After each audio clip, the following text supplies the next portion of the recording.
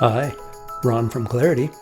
In this short video, I will be showcasing a tokenization feature of our payment hub.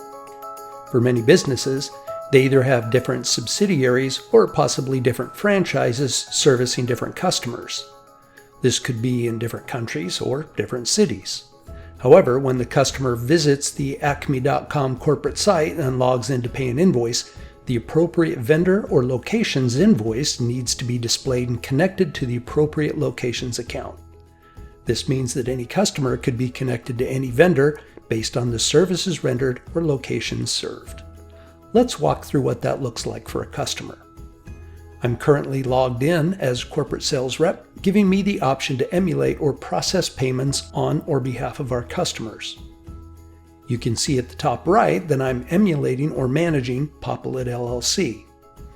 If I view the details of an invoice and either print or, in my case, download the invoice PDF and open it, you can see that the South Waste Disposal has provided these services and is billing for them.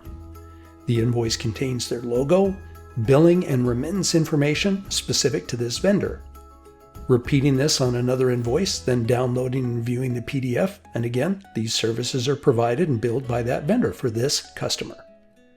If I stop managing this account, you can see that the invoice screen is now blank as I'm not looking at any customer's records. Let's select another account. In this case, Ross Business Group. Once their invoices have loaded, we'll pick an invoice, view the details, download, and then view the PDF.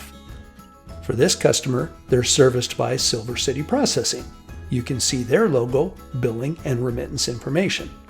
Quickly repeating the process again, we can see another invoice, and it has been serviced again by Silver City Processing. So in summary, the Clarity Payment Hub solution provides extending tokenization and multi-vendor invoicing so your clients can be provided with a single point of billing contact, but their remittance and payments get routed according to the servicing vendor's billing and bank information. Thanks for watching.